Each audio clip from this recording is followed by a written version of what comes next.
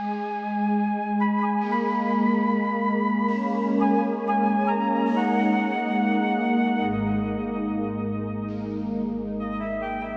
panorama de collines abruptes s'étend à perte de vue. L'hiver est impitoyable ici. Malgré le froid, des femmes, des hommes et des chevaux travaillent la terre sans relâche dans l'espoir qu'elle leur donnera l'indispensable pour survivre un hiver de plus.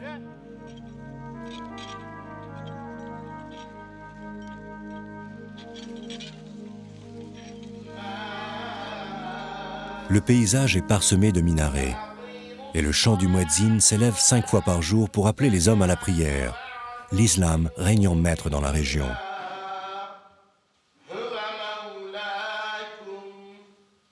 Les femmes sont quasiment voilées. Elles n'ont que le droit de se taire. Leur situation est impensable, insoutenable. Pourtant, elles ont accepté de parler devant une caméra.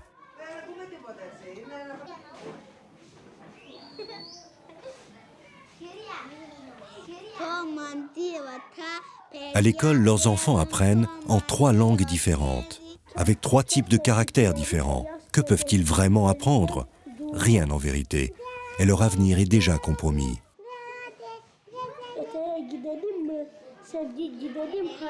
Les Pomaks vivent sous l'emprise de 3 pays, de 3 langues et de 3 religions. Leur seule chance réelle de survie est de se faire oublier. Pourtant, des voix s'élèvent pour critiquer, pour contester.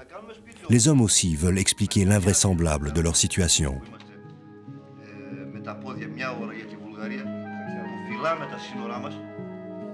Où sommes-nous?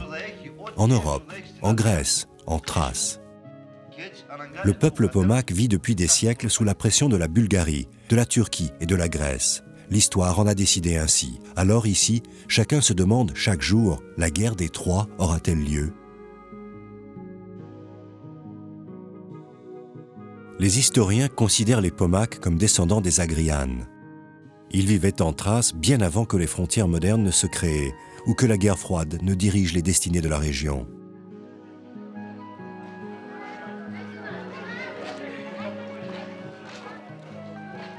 La vie quotidienne de ce peuple ballotté dans ses propres frontières se résume dans les propos de ce vendeur de barbe à papa.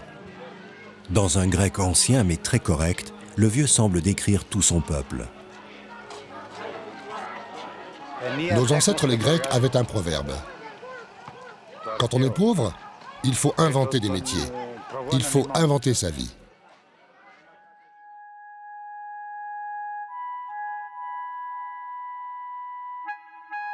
Au XIVe siècle, les Bulgares occupaient la région.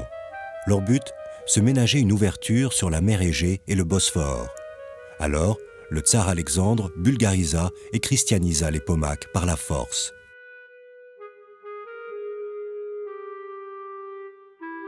Au XVe siècle, après la chute de l'Empire de Byzance, les Ottomans envahirent le pays et islamisèrent la population aussi violemment. Depuis cette époque, les Pomaks sont l'enjeu des ambitions expansionnistes de leurs voisins, quand ils ne sont pas les otages de grandes puissances. À la fin de la Deuxième Guerre mondiale, les Pomaks de Thrace demandèrent leur rattachement à la Grèce. Ils échappaient au bloc communiste et devenaient ainsi des citoyens grecs. Mais ils ne sont que 25 000 du côté grec et un peu plus de 130 000 du côté bulgare.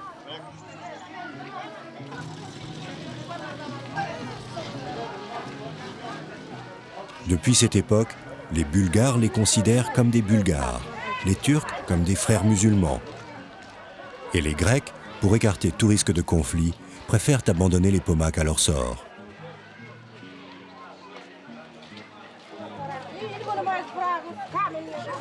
Alors que faire? Tenter de se faire oublier, au risque de se perdre soi-même.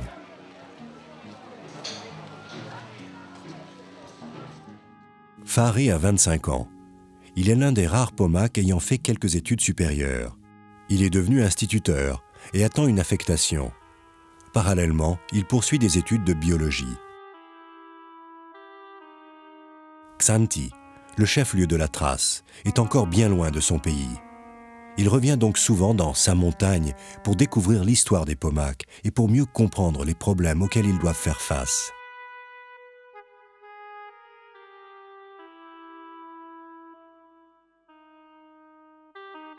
Xanthi a su accueillir les influences et respecter les différences.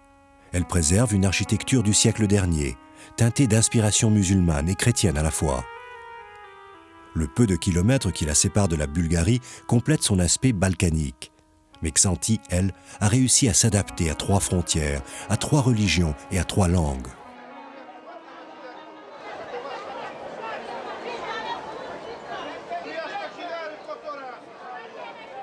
Depuis des siècles, cette ville est un carrefour de commerce et un lieu d'échange. Le mélange des langues et des types ethniques frise l'incroyable.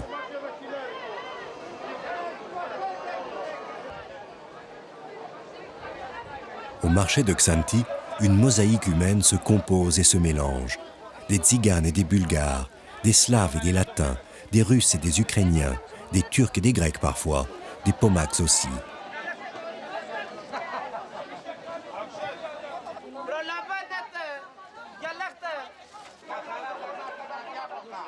Avec un peu d'habitude, chacun reconnaît les siens à leur costume, même si le plus souvent de tels brassages mènent à l'assimilation et à la banalité. Les Pomaks échappent pour une part à ce brassage. Ils n'occupent pas le haut du pavé et leur poids économique est très limité. Ils craignent les influences extérieures. En fait, ils sont craintifs de tout. Même si on peut les reconnaître à leur allure et leur costume, les Pomaks choisissent la discrétion, voire même une position d'infériorité.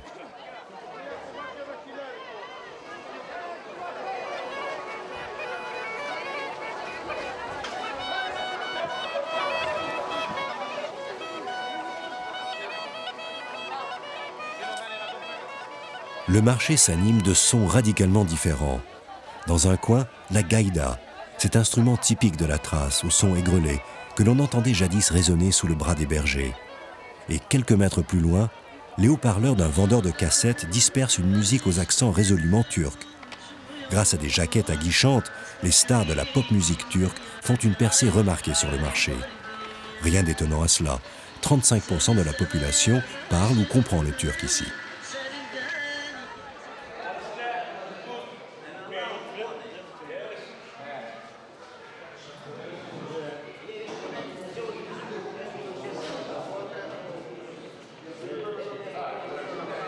Au café, les générations se côtoient et s'adonnent au même jeu de cartes avec un plaisir à peine dissimulé. Mais un détail étonne. Un peu partout, les postes de télévision sont branchés sur les chaînes diffusant des programmes turcs. L'infiltration culturelle turque fait lentement mais sûrement son œuvre. Et le gouvernement grec accepte ce fait.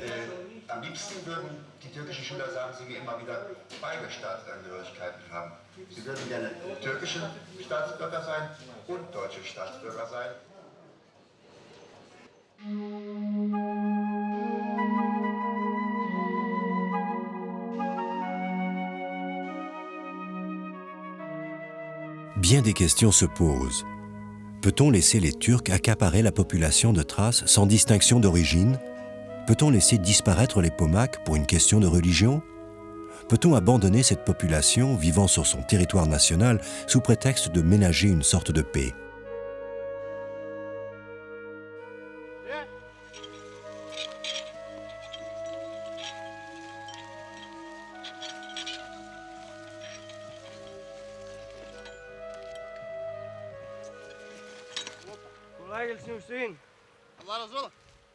Fahri est de retour au pays.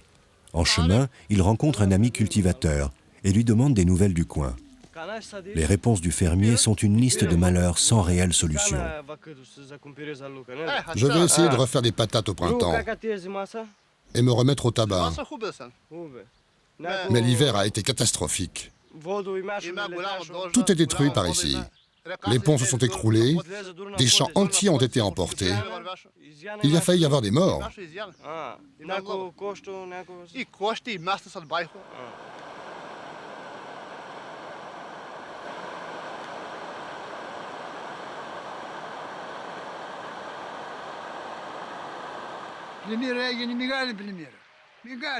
Deux vieux du village confirment à Fahri comment, en quelques minutes, la rivière s'est transformée en torrent. L'inondation est arrivée d'un coup. Tout le village a été envahi par la boue. Le niveau est monté jusqu'au premier étage des maisons. Des animaux ont été emportés. Même 3 jeunes filles n'ont échappé belles.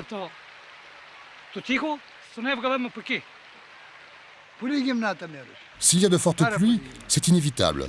Ils ont coupé tous les arbres ici. La terre n'est plus fixée. On ne peut plus rien cultiver proprement.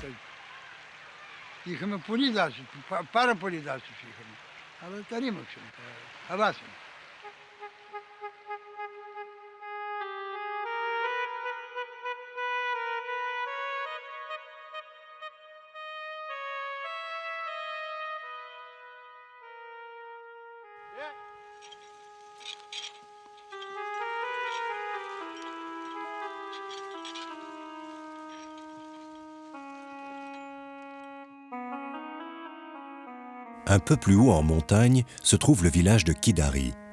La frontière bulgare n'est qu'à 200 mètres. La vie est un peu plus difficile ici encore. Les habitants désertent et descendent en ville pour tenter d'y trouver une vie meilleure.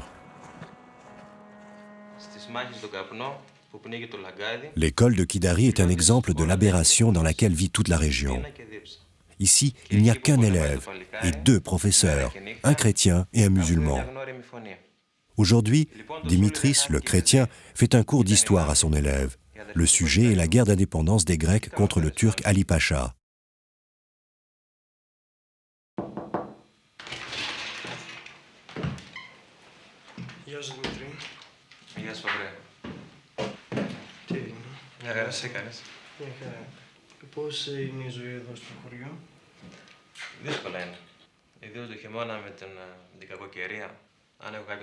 Fari est instituteur lui-même, mais il n'a jamais enseigné. Dimitris, lui, ne peut pas rester à Kidari. Il attend donc sa mutation qui ne vient pas. Fari comprend bien la situation, car lui aussi attend. Si le gouvernement ne crée pas de poste, Dimitris et Fari seront au chômage. Ici, le drapeau grec flotte au pied du minaret. Les fillettes jouent et chantent comme tous les enfants de leur âge. Le plus étonnant est que les unes ont choisi une chanson en turc, alors que les autres organisent une ronde et chantent en grec.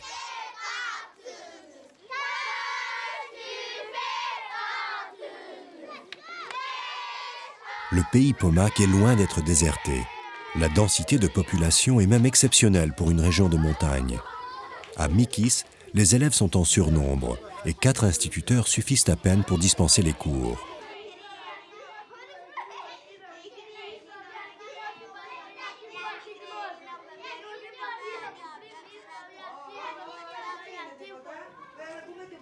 Les besoins des enfants sont énormes, mais le programme est aberrant. Cette fillette a 8 ans. Elle mélange les caractères de l'alphabet grec, les lettres latines servant à écrire le turc, et les lettres arabes écrites de droite à gauche servant à déchiffrer le Coran.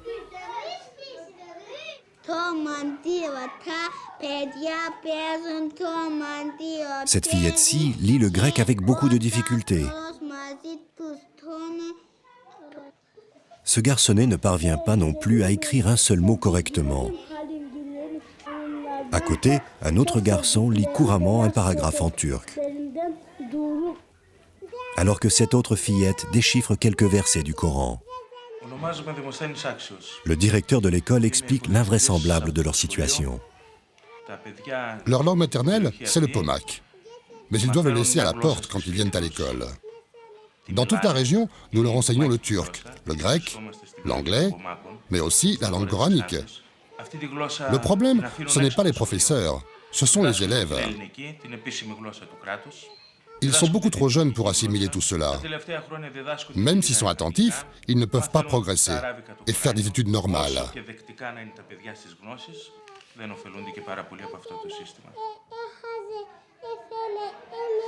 Les mères de ces enfants souffrent de cette situation.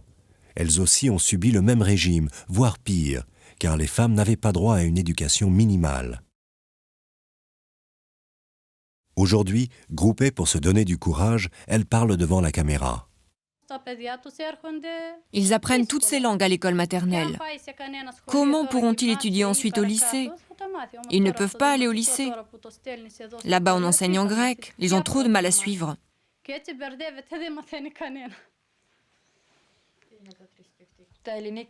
Ils apprennent le grec, l'arabe et le turc, un peu d'anglais aussi. Et quoi? Le français. Et le français aussi.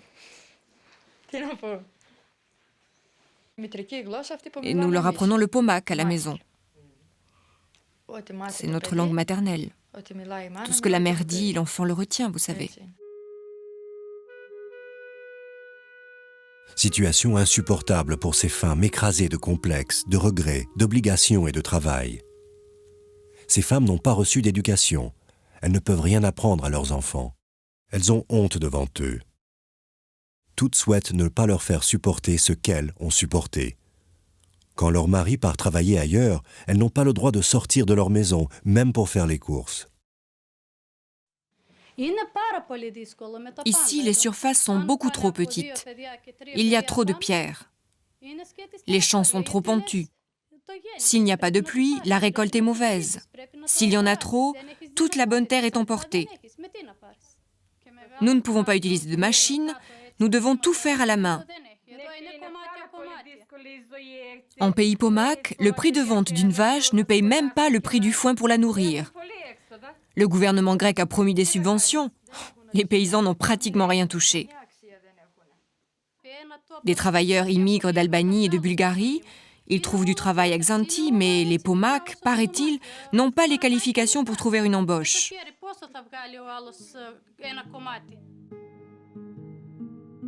Le gouvernement grec aurait-il décidé d'abandonner ceux qui ont souhaité devenir grecs et vivre dans ce pays?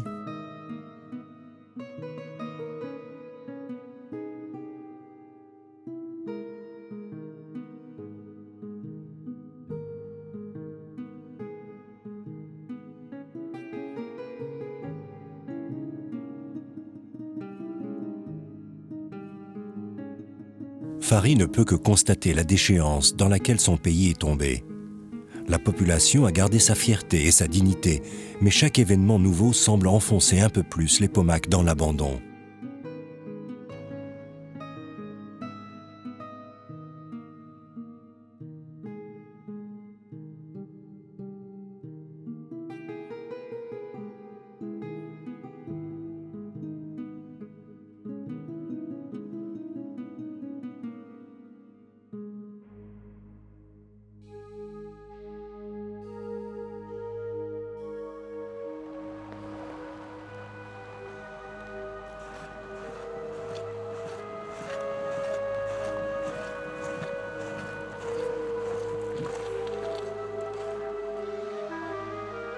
Le pays est riche d'un passé presque infini. Les sources thermales de la région ont soigné les Thraces, les Grecs, les Romains, les Byzantins, les Turcs et les Bulgares. Ces populations se sont battues pour s'approprier ce bout de terre coincé entre l'Europe et l'Asie, entre Méditerranée et mer Noire.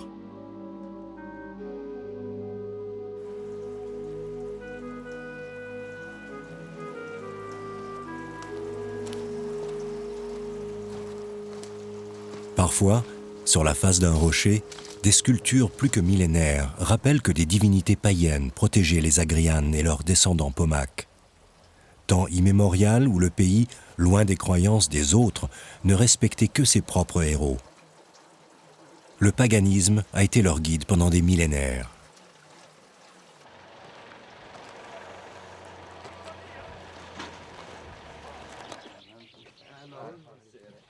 Fari a rejoint son copain Irfan. Irfan gère un petit salon de coiffure. Fait exceptionnel, ce jeune homme vit ici, mais avec son temps. Tant bien que mal, Irfan associe deux cultures bien différentes, celle de son pays et celle de la nation dans laquelle il vit, la Grèce d'aujourd'hui. Le père d'Irfan est l'exemple même du Pomak pris entre deux générations. Celle des jeunes qui cherchent une issue à leurs conditions, et celle des grands-parents qui ne veulent pas accepter la perte de leur tradition. Quotidiennement, le père d'Irfan vit dans une dualité inconciliable. D'un côté, la coutume qu'Aïché, sa femme, suit par habitude depuis des décennies. et de l'autre, le présent ou l'avenir, avec sa fille et son fils qui ont oublié la coutume traditionnelle, si ce n'est la langue ancestrale.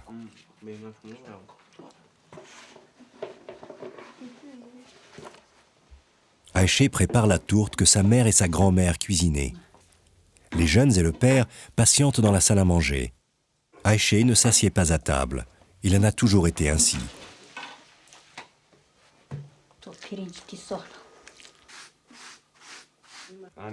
Mais Noursé est assise face à son père, ce qui aurait été impensable il y a seulement 20 ans dans le pays.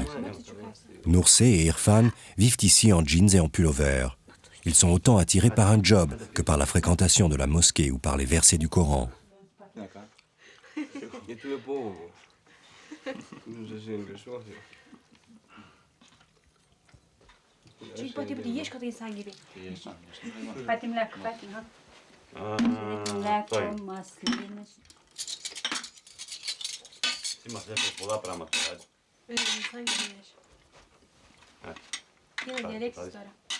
Leur mère, elle aussi, veut peut-être se mettre au goût du jour. Mais en femme pomaque, soucieuse des conventions, Aïché n'oublie pas le verre d'eau servi traditionnellement au mari en gage de respect. Et ce n'est qu'après avoir servi le déjeuner et suivi les préceptes de la tradition qu'Aïché décide de s'asseoir en bout de table, très discrètement.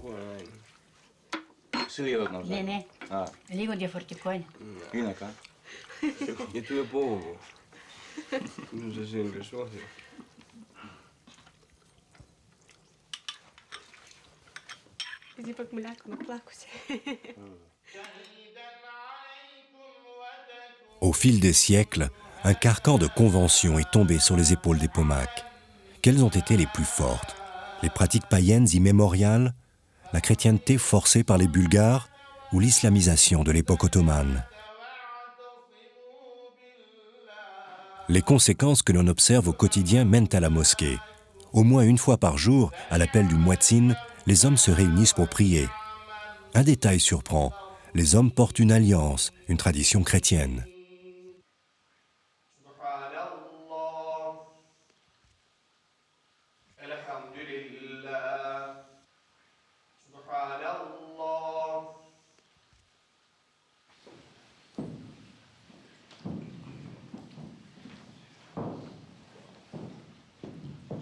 La religion, elle aussi, intervient au cœur du conflit gréco-turc qui s'éternise. Les Pomaks sont encore aujourd'hui l'enjeu politique d'un conflit qui les dépasse. L'histoire du cheval de Troie semble se répéter quelques siècles plus tard. La partie la plus visible de cette infiltration sont des antennes satellites, offertes avec un téléviseur à toute famille Pomak. Elles ne reçoivent que des programmes turcs. Il paraît que l'on doit cette générosité à la solidarité entre frères musulmans, si proches mais séparés par une frontière injuste.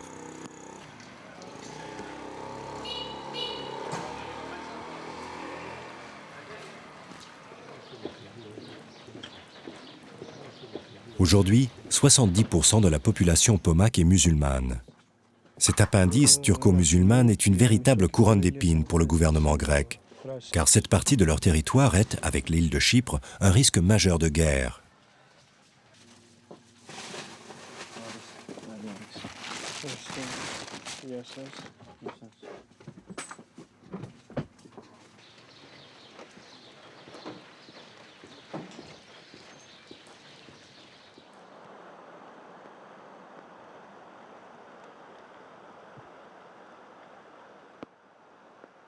Entre mosquées et églises, les Pomaks tentent de survivre. La province de Thrace a été rattachée à la Grèce voici à peine 50 ans. Et le gouvernement grec ne sait comment parer à ce genre de provocation. Pris par les conventions européennes et par le souci d'éviter un conflit armé, tous les gouvernements à Athènes sont apparus fragiles et divisés sur la question Pomake, à tel point que la solution la plus fréquemment retenue est l'abandon. Pourtant, les Pomaks résistent. Ils ont toujours tenté de faire face en fonction des époques et de leurs faibles moyens. L'histoire regorge d'événements traduisant ce refus de l'envahisseur, cet acharnement à conserver son identité. Des légendes racontent les exploits des Pomaks ou leurs malheurs. Ce vieux aime raconter Momsi Kamen.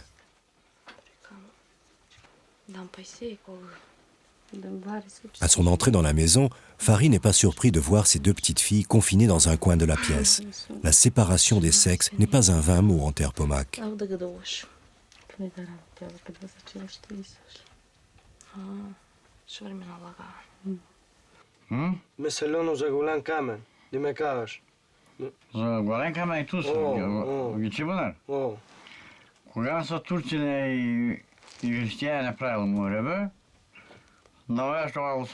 Momsi Kamen, la légende de la Grande Pierre, raconte l'histoire de l'invasion de la région de Souli en Épire.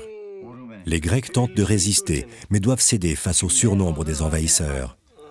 Plutôt que d'être enlevées par les agresseurs, les femmes se regroupent au sommet d'une falaise et se précipitent dans le vide.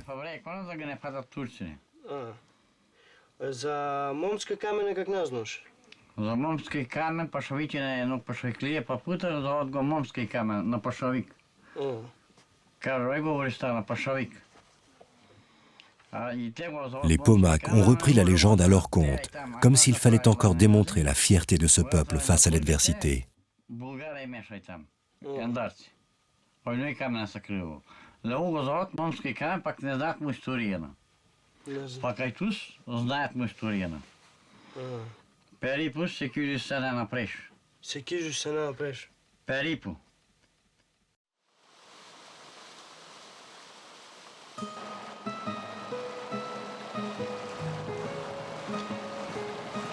Fahri remonte la rivière un peu comme s'il remontait le temps. Il ne peut s'empêcher de penser à la jeune génération Pomak qui ne sait trop que faire de cette identité qui lui colle à la peau, mais les gênera inévitablement dans leur avenir.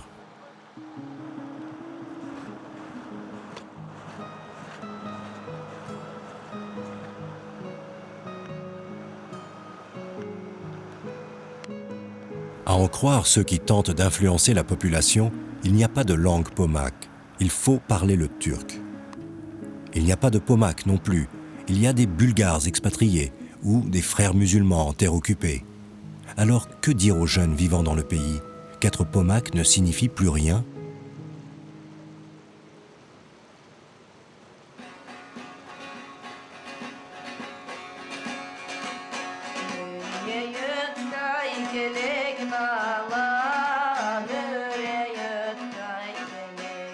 Par exemple, pour ce garçon d'une quinzaine d'années, il vit en Allemagne, mais revient chaque année au pays avec ses parents.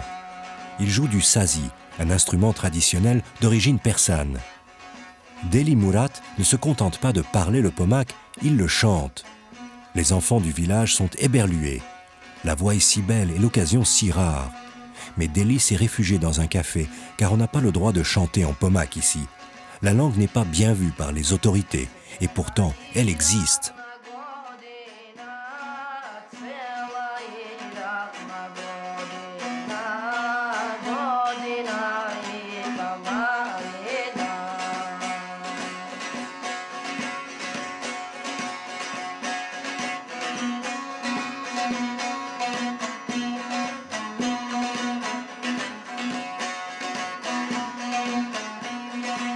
Fahri pense aussi à ce jeune couple qui vient de se marier. Leurs propos étaient éloquents.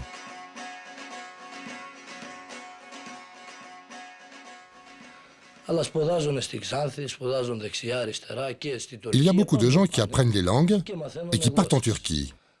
Mais chez nous, dans nos maisons, nous ne parlons pas turc, nous parlons le pomak.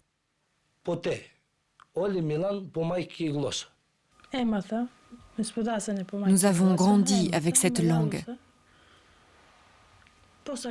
Comment voulez-vous faire autrement? Les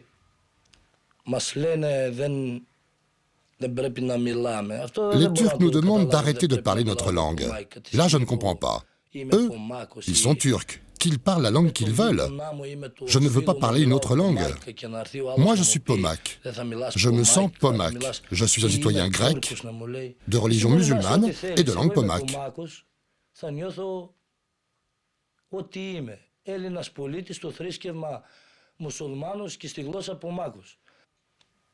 Δεν πρέπει να χάνεται η γλώσσα μας αυτή.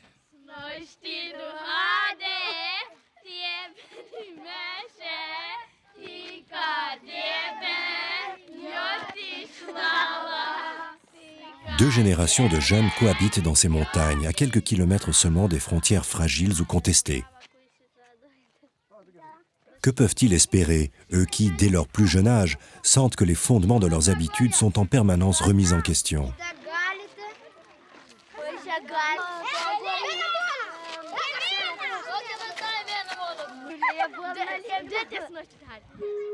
Que reste-t-il au Pomak? Une terre torturée qui ne donne plus que du tabac.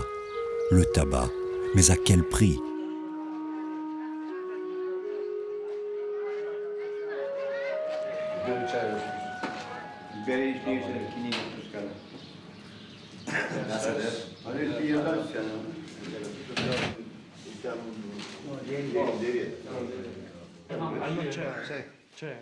Au café, l'alcool est interdit, mais cela n'empêche pas les esprits de s'échauffer lorsqu'il faut parler des problèmes quotidiens.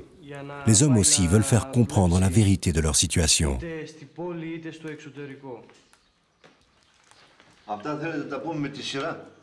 Je vais t'expliquer ce qui se passe.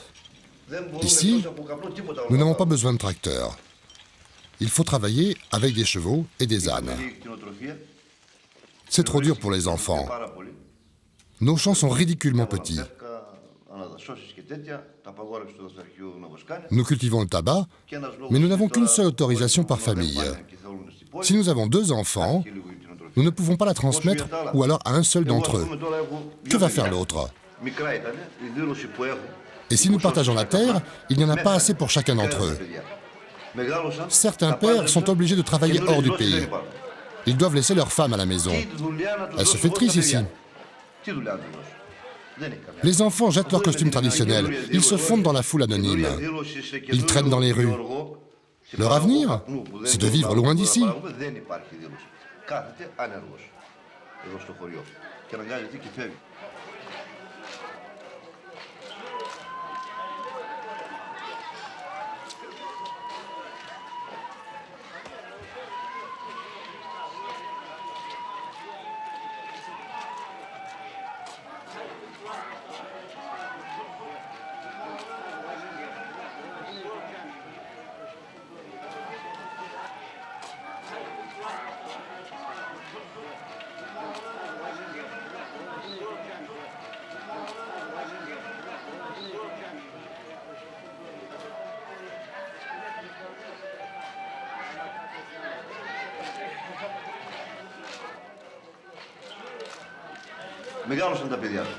Les Turcs nous offrent des paraboles pour capter leur chaîne TV.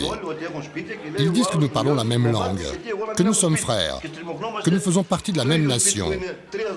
Mais ils n'expliquent pas pourquoi il n'y a pas de mariage entre Turcs et Pomak. Il est pratiquement impossible de bâtir par ici. Tout est trop cher. Les matériaux, les permis de construire. Nous vivons en montagne, sur la frontière. Nous sommes les gardiens de ces frontières. Les Grecs le savent bien. Mais pour construire une maison, il faut payer autant de taxes qu'à Athènes.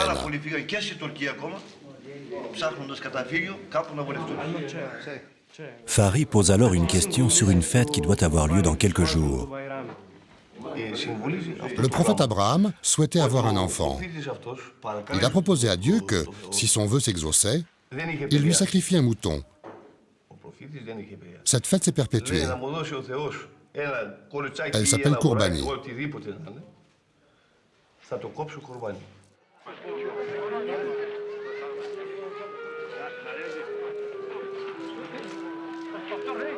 Kourbani est l'illustration de toutes les influences religieuses auxquelles ont été soumis les Pomaks. Comme Abraham, les Pomaks sacrifient un mouton chaque année. Comme les chrétiens, ils tuent l'agneau pascal. Comme le roi Agamemnon qui immola une brebis pour épargner sa fille Iphigénie. Comme des musulmans, ils sacrifient un mouton pour rendre grâce au prophète Mahomet.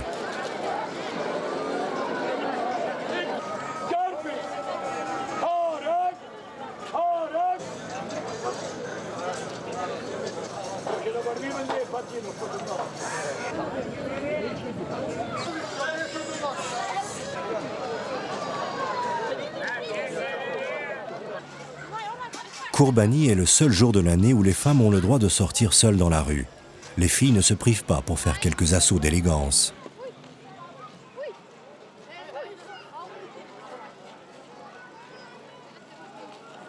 Les garçons admirent le spectacle, mais de loin. Même aujourd'hui, la séparation des sexes reste une obligation. Il faut faire preuve d'ingéniosité et de discrétion pour approcher celle avec laquelle on souhaiterait faire un petit bout de chemin. Les mariages arrangés par les familles sont encore d'actualité dans la région.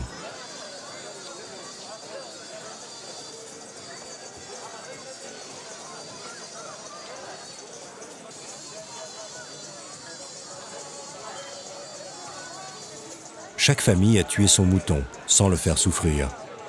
Les hommes ont sorti d'énormes marmites pour faire cuire les repas. Des tonnes de viande frémissent dans les chaudrons. Kourbani est une occasion exceptionnelle, voire unique pour la population de manger de la viande à profusion.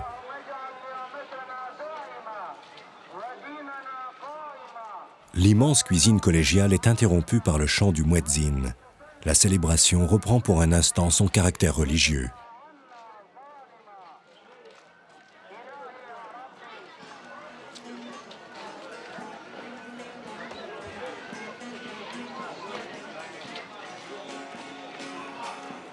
Vient enfin le moment du repas.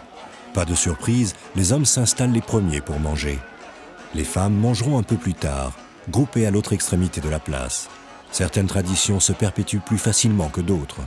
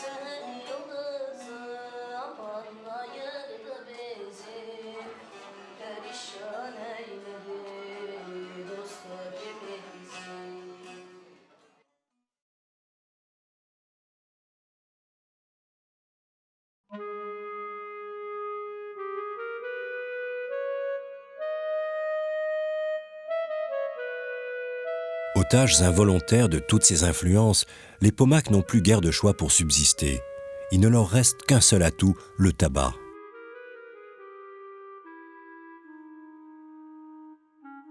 Le tabac, on le trouve partout dans la région, sur la plus petite parcelle de terre exploitable, sur la moindre motte de terre que les pluies n'ont pas emportée.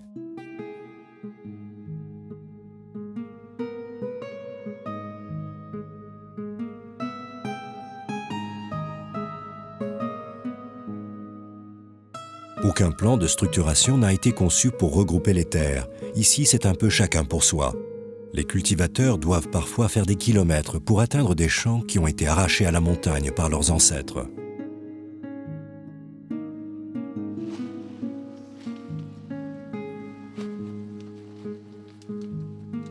Chaque feuille doit être parfaite. La moindre chenille, le moindre insecte qui ronge une feuille est signe de catastrophe. La récolte tout entière peut être ruinée en quelques heures.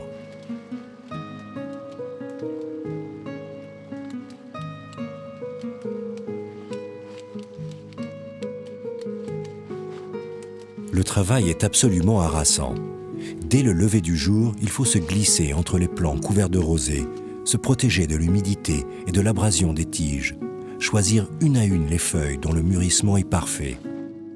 Et, le lendemain, il faudra revenir sur le même plan et prélever les feuilles qui ont bénéficié d'un autre jour de maturation. Et cela pendant des semaines entières.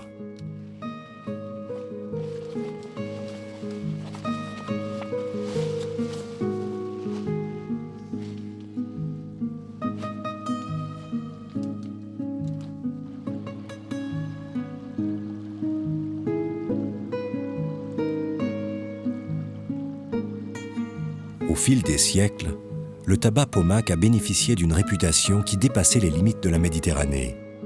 Le meilleur tabac du monde, disait-on. Il plaisait aux Arabes, aux Égyptiens et aux Byzantins.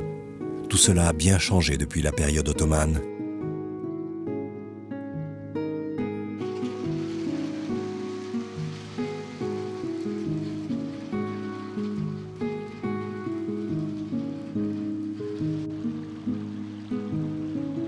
Pour exploiter ces terrains isolés, les paysans ne disposent pas de moyens adaptés. Les rivières ne sont pas équipées de ponts.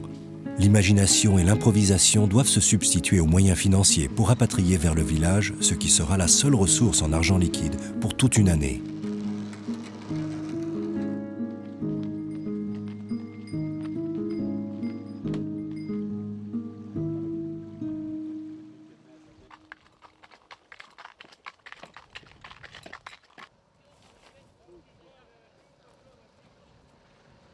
Quant aux moyens de transport, tout ce qui bouge transportera du tabac pendant la période de récolte.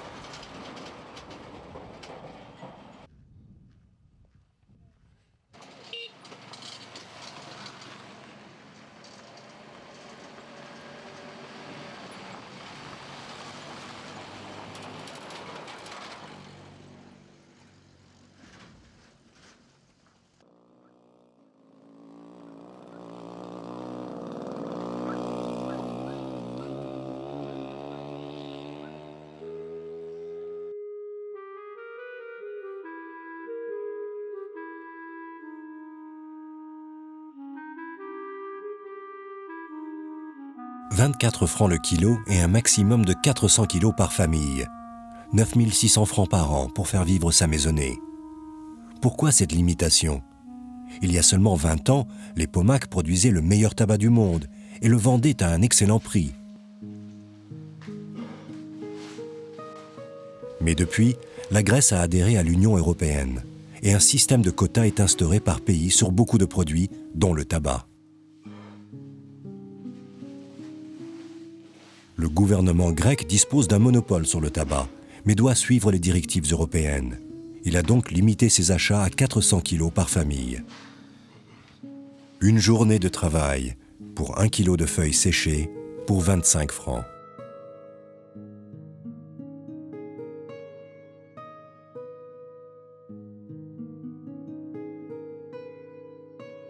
Des ruches silencieuses et mélancoliques s'organisent donc dans chaque maison pour assurer l'assemblage des feuilles sur une lie. Si la production est excédentaire, le surplus doit être détruit, ne donnant droit à aucun revenu. Chaque année, il y a même une perte, car les familles prévoient toujours plus de plants que nécessaire pour assurer leur quota en cas d'intempéries.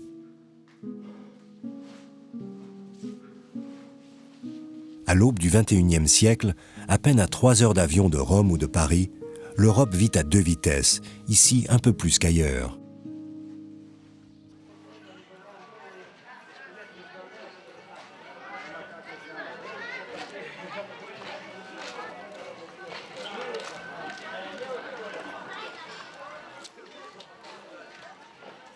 En guise de marché du village, des colporteurs montent chaque semaine de Xanthi avec tout ce qu'ils espèrent vendre.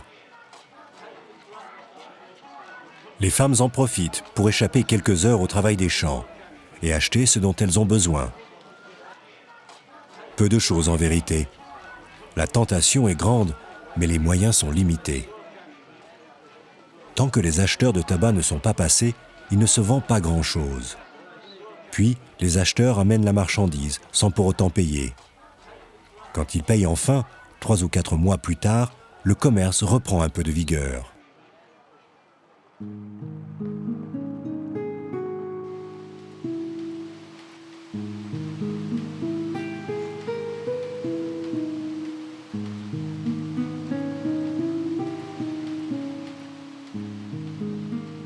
Hassan est meunier depuis 40 ans. Il est le dernier dans la région, peut-être le dernier en Grèce. Hassan n'a pas pu créer de famille lorsqu'il était jeune. Il n'avait pas l'argent pour construire une maison, et cela est indispensable pour se marier par ici. Lorsqu'il a eu l'argent, il n'avait plus l'âge.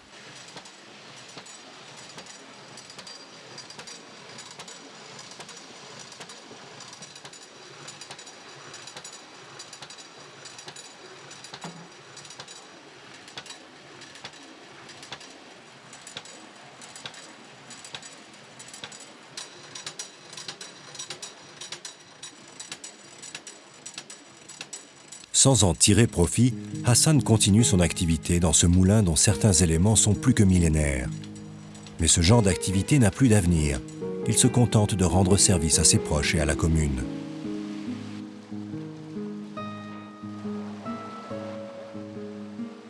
Certaines familles Pomac essayent encore d'échapper au cycle inlassable de la culture du tabac.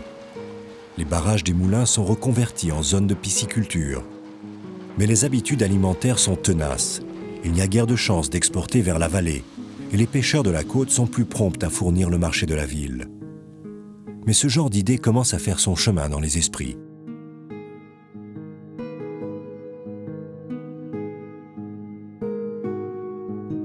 Comme s'il fallait faire la preuve de l'imbroglio entre chrétienté et islam, Hassan vit dans un petit village qui porte le nom de Théotokou, qui signifie en grec le village de la Vierge Marie. Le site est exceptionnellement riche, verdoyant et fertile. Le village en a profité pour développer une culture de subsistance. Le maïs, les légumes et les fruits sont un décor inhabituel pour la région.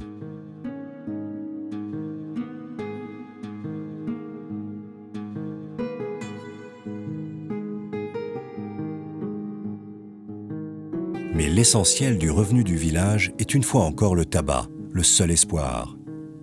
À longueur de journée, Hassan aussi enfile les feuilles avant de les porter vers les séchoirs.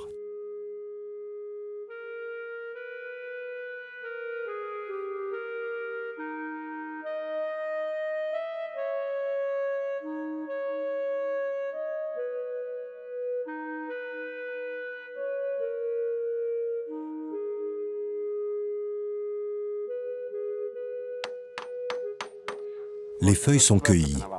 Il faut maintenant les mettre au soleil et veiller à un séchage parfait. Jusqu'à la phase ultime, la récolte est en péril. La moindre intempérie, la plus petite grêle risque de ruiner la production. Mais comment prévoir cela quand on vit en montagne ?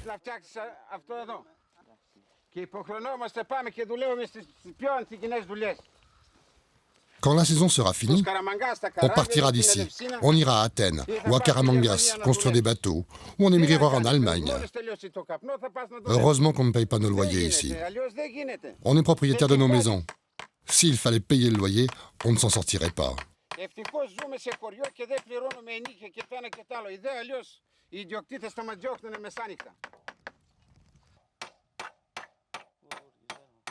Αναλόγως στο καιρό. Άμα κάνει καλό ήλιο μέσα σε μια εβδομάδα ξεραίνουν αυτά. Βάλε 10 μέρες το πολύ. Αλλά τώρα επειδή σε καμιά 15 μέρες συνέχεια βρέχει, αργήσανε να... Αλλά είναι στάδιο και τα πρώτα φύλλα από κάτω γρήγορα ξεραίνουν. Όπως... Γιατί είναι πιο αδύνατα. L'angoisse monte avec les jours qui passent. La richesse d'une région est exposée au soleil. La survie ou la ruine sont là, suspendues à un fil et aux caprices du climat.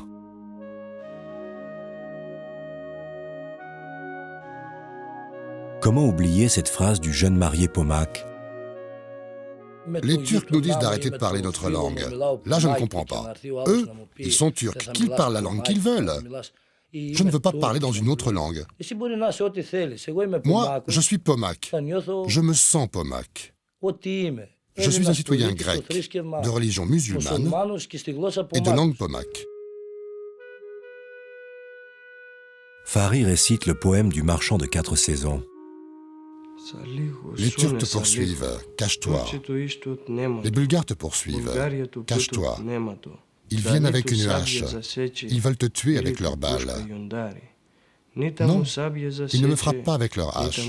Non, ils ne me tuent pas avec leurs balles. Ils sont venus pour me capturer. Ils ont allumé un grand feu pour que moi, le Pomac, je me consume. Face à de telles pressions, il y a peu de chances pour que la tradition Pomac ne parte pas en fumée.